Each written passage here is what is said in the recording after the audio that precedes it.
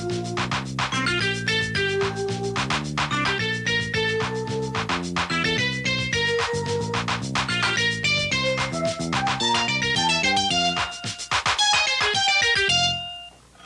with Ma Bell, please. Whatever happened to the plain old telephone? My phone's not working. Hello, I'm Frank Quiambo, Dean of Administration at Los Angeles Harbor College. And on behalf of the Consumer Coalition of California, I would like to welcome you to this edition of the Consumer Speaks Out. Now today, we'll be talking about the role of local telephone companies since the breakup of AT&T, and also some of the uses of the telephone for the future. In addition, we have in our studio Doug Cameron from Pacific Bell and also Mr. Tom Lewick from General Telephone. But before we speak with our guests, let's review some of the significant changes that have taken place since the breakup of AT&T. 1984 court-ordered decision by U.S. District Court Judge Harold H. Green resulted in a breakup of AT&T. It allows the consumer to choose an alternative long-distance company. Breakup or divestiture of AT&T divided the monopoly into 7 regional holding companies, forcing AT&T to compete with other long-distance carriers such as MCI, Sears, or GTE Sprint. Every long-distance company with the exception of AT&T benefited from the divestiture. As a result of the divestiture, local telephone companies sent to all customers information explaining available long-distance services. All customers have what is called an active choice in selecting a long-distance company. If a customer chooses or is assigned a long-distance company that they are not happy with, then the customer is able to select another, free of cost for 6 months. But after that, a cost of $5 is incurred. The divestiture made it possible for all long-distance carriers to provide customers with equal access and easy access long-distance services. This meant customers could have access to long-distance companies by simply dialing 1 or a code number without dialing a lot of extra digits. Local telephone companies are facing a tremendous revenue loss each year because of bypass. With the use of microwave dishes, satellite communication, or cable technology, 1 of every 4 major corporations are bypassing the local telephone company's system. Corporations are only 1% of the users of telephone services, but are forced to pay 40% of the total cost of telephone services. If they are not averaged or subsidized by large population areas, the rates could easily go to astronomical figures, $80, $85 a month. In an effort to help residential and business users keep costs down, telephone companies provide helpful hints. To save on unnecessary service charges, customers can call the 611 repair service number.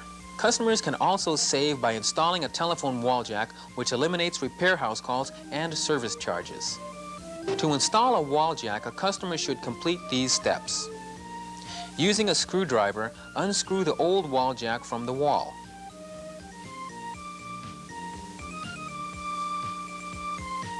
Disconnect the wires attached to the wall jack.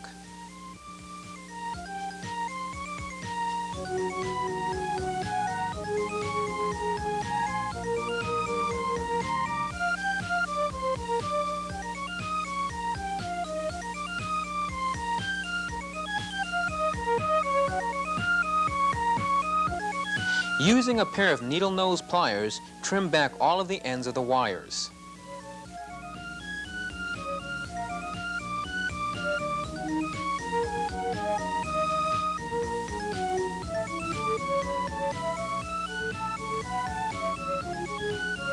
Match the appropriate color wires to the color symbols on the back of the new wall jack, and using the special tool provided, push the wires into the slots.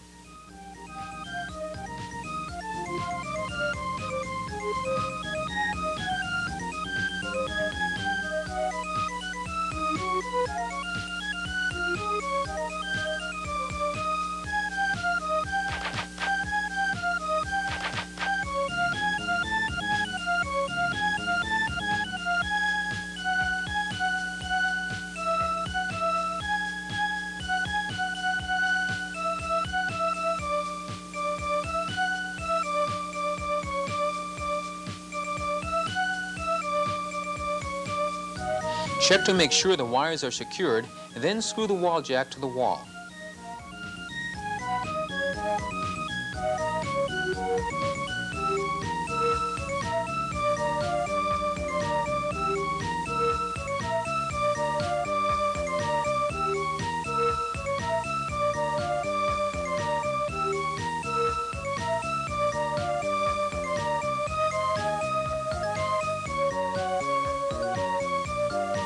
Finally, plug a telephone into the jack and check for working condition.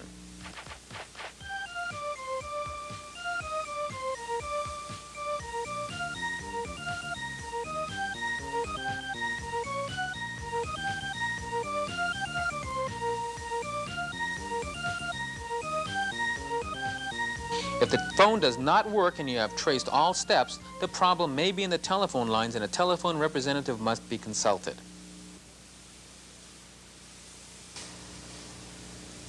We're back, and we have as our guest today Mr. Doug Camburn, Area Vice President for External Affairs with Pacific Bell, and Mr. Tom Lewick, Director of Public Affairs, General Telephone. Gentlemen, welcome to The Consumer Speaks Out. Welcome to you, Frank. Frank, thank you.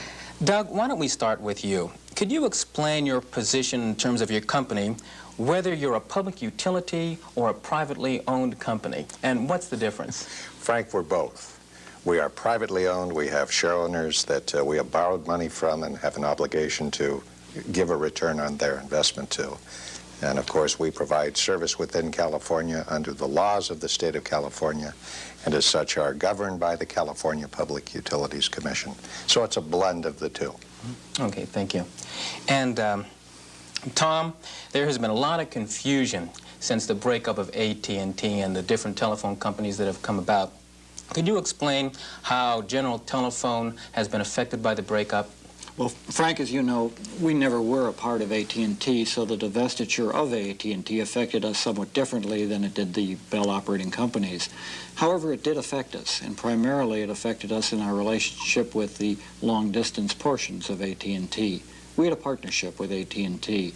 We did their billing for them. We printed instructions for long distance in the front of our telephone directories. Well, that partnership dissolved when the Bell system was broken up, and probably there are some pluses from the customer's point of view because now they have a choice of long-distance companies, whereas before it was pretty much the AT&T monopoly, which most of the customers used. Mm-hmm.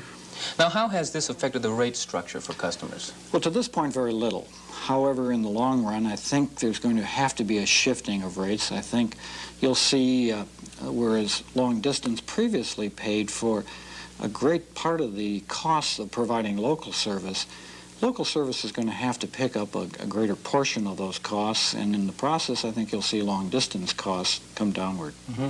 So there have been some increases in the rates for consumers. Do you think that this is going to be a trend for the future in terms of their local phone rates? Well, I think you're going to see some shifting of rates. I'm not sure that the average customer's bill will go up dramatically, and I think the shifting will take place gradually over a slow period of time.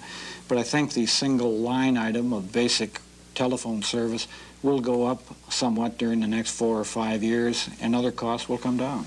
I see.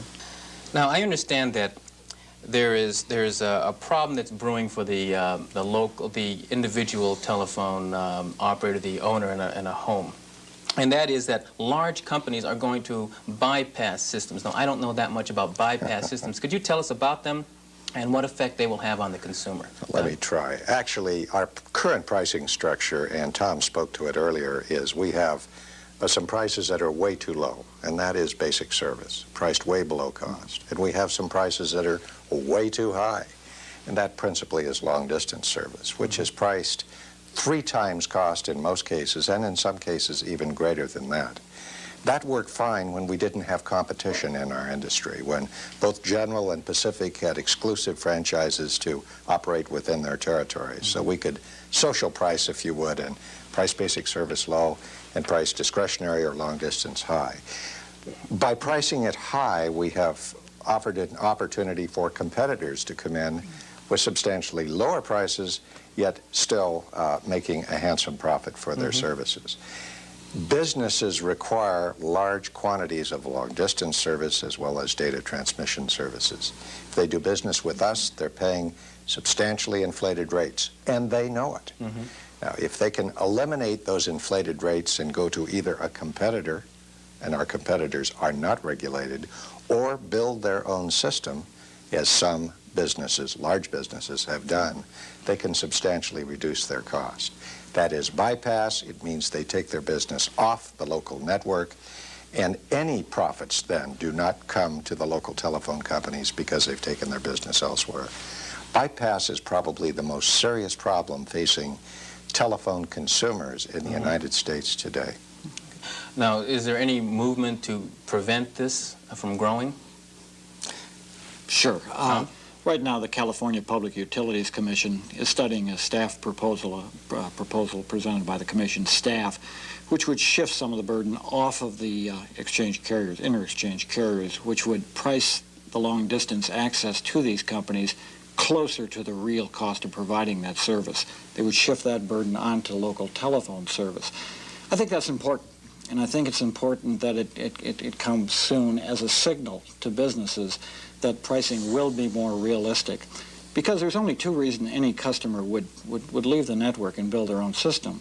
And that would be that we're unable to provide them with the kinds of services they want, or the price is wrong. For the most part, the pricing seems to be the problem right now, because both Pacific Bell and General Telephone are building digital networks. We're expanding our broadband capability, our wideband capability, so we'll be able to provide the services that businesses need. If our pricing structure is correct, and if the Commission sends out a signal that they will be coming more in line with costs, I think people will be discouraged from bypassing the public network. I understand that the state of California is thinking of establishing their own system. This would be a bypass system also, correct? Well, if implemented, yes, it would. Now, the state of California has an extensive communications system now, parts of which are provided by Pacific, part by General. And would have the capability of perhaps expanding and building their own telephone network. I think what the state has to do, because the state is very mindful of the problem that I just described to you, which is if the big customers leave, and the state of California is a very large customer, as a matter of fact, in the hundreds of millions of dollars in revenue to Pacific anyway, would that really, the money they save, really flow through as a benefit to the customers or the taxpayers in California? Indeed, it would not. Of course, that's our position. And I think the state will agree with this in the final analysis, because the costs that we currently have to provide the service would remain the same, and they'd have to be distributed back to a smaller group of customers remaining, and those are basically small business and residential customers. So my guess would be that the state will not build its own network, that we will build a network that will provide the features that they need, and then hopefully appropriately price it for them. If consumers keep dropping off the network, who is going to support the new technologies with the big businesses using bypass and the remaining consumers who are small business and residential can't? Let me talk to that. I think it's important because there is a misunderstanding on the value of new technology. New technology is cost efficient. Not only is it less costly to install and maintain, but it brings the features that big businesses require and the incentive for them not to leave the network.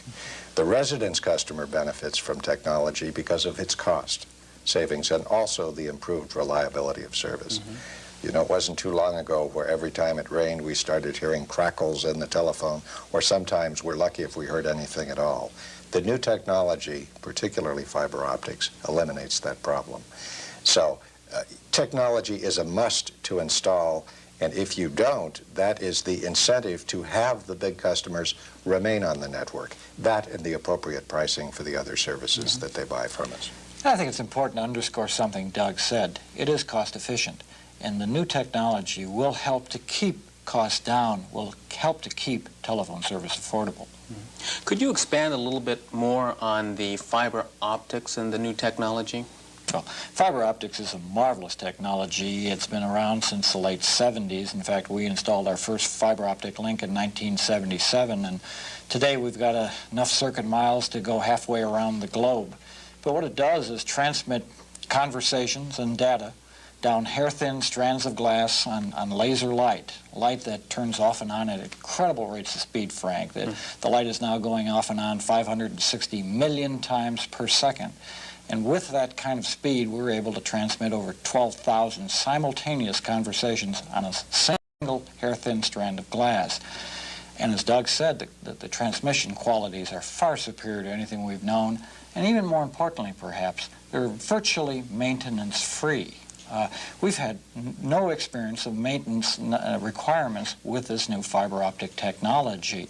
Well, that's going to go a long way towards helping to keep the cost of basic service low. It's a very reliable product. So it should benefit all consumers. One other plus, and a very important one, the cost of installing fiber versus those huge cables with the copper wires in them, about 10% of what it would cost to install the normal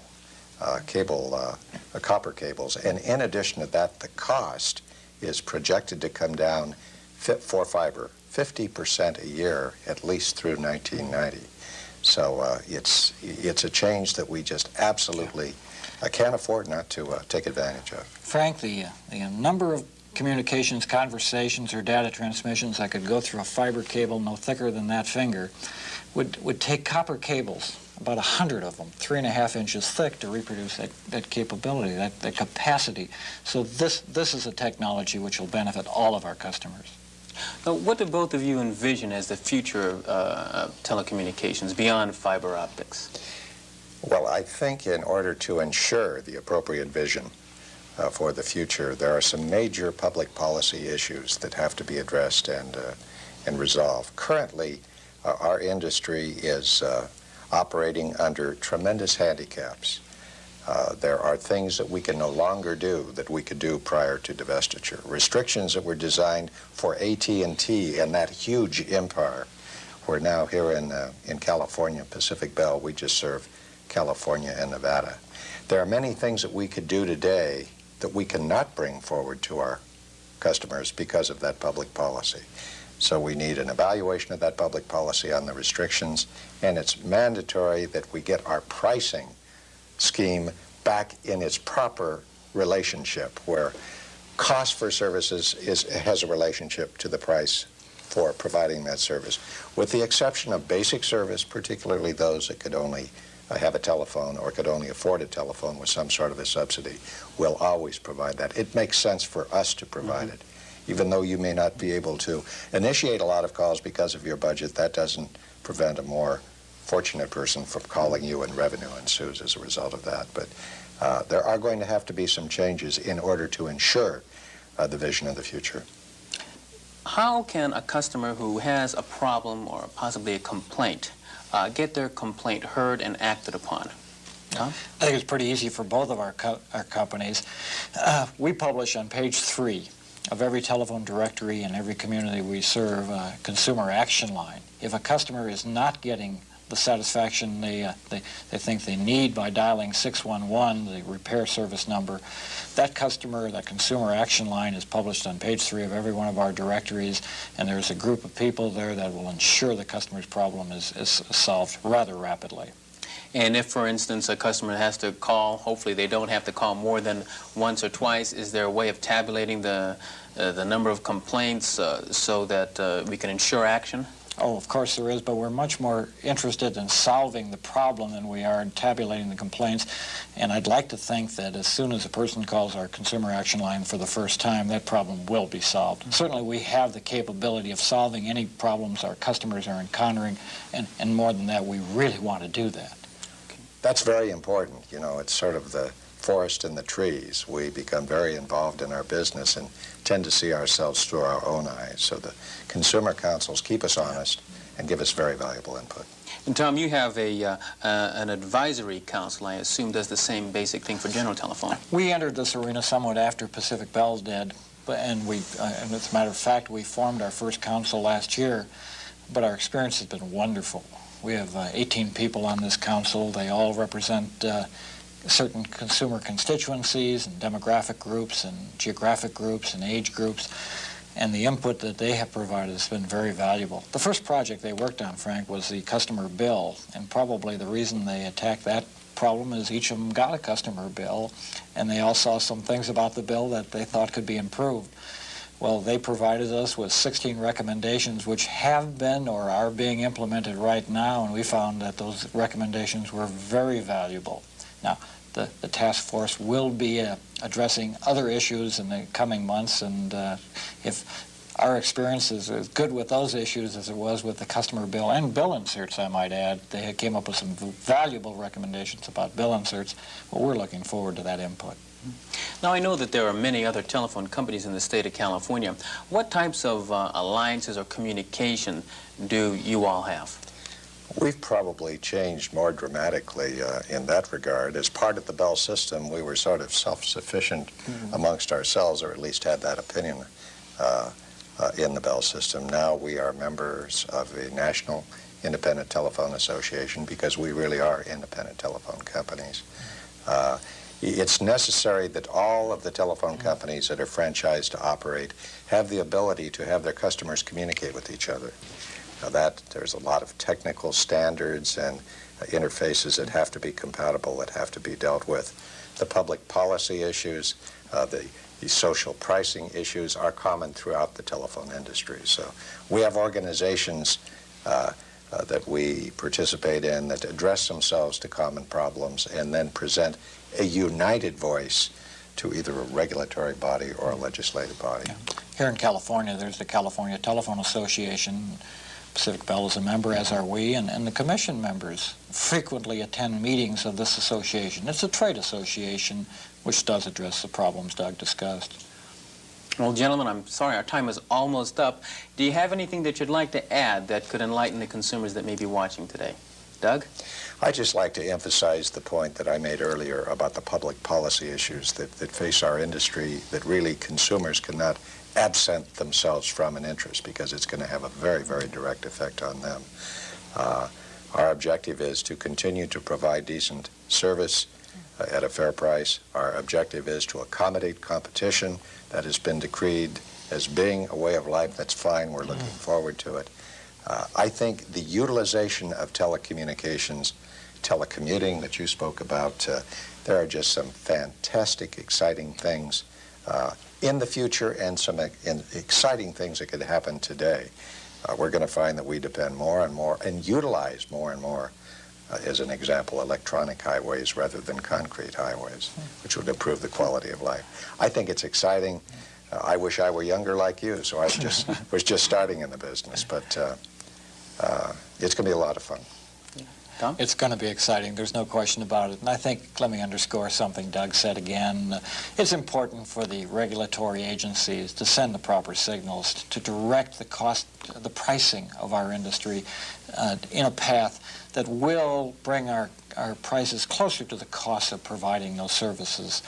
If that happens, when that happens, some of the development that Doug and I have talked about will happen. You're going to find that you're going to have not only very reliable telephone service, you're going to find you're going to have affordable telephone service, and it will not be necessary for any consumer to be priced off of the telephone network. That won't happen. Great. Well, gentlemen, I want to thank you on behalf of the Consumer Coalition of California for being our guest today. Thank you, Frank. It was a pleasure to be here, Frank.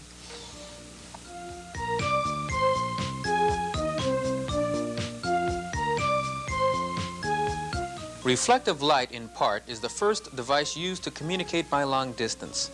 Even today, reflective light, known as fiber optics, is the fastest and most modern form of communication. The principle of fiber optics is transmitting information, whether voice, data, or video, by converting that information into pulses of laser light.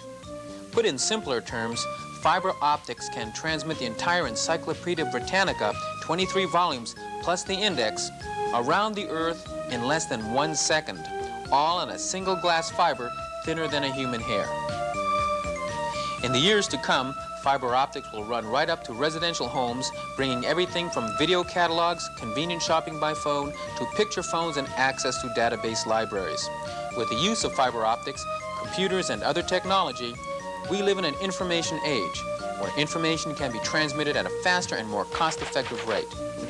When we're talking about having to distribute all this information, I think it would be kind of double work to train all the operators and all the information that we have to keep track of. But if the operator knows how to get in touch with us, because I feel like I'm the customer's answer. When the customer calls a phone company, there's no other department I should have to talk to in order to help this customer. There may be other departments I need help from, but I shouldn't have to have the customer leave me and go elsewhere for help. I should be able to do everything that customer wants myself. We are standing on the threshold of tomorrow, and the future of telecommunication is only limited to human imagination and people's ability to communicate with people.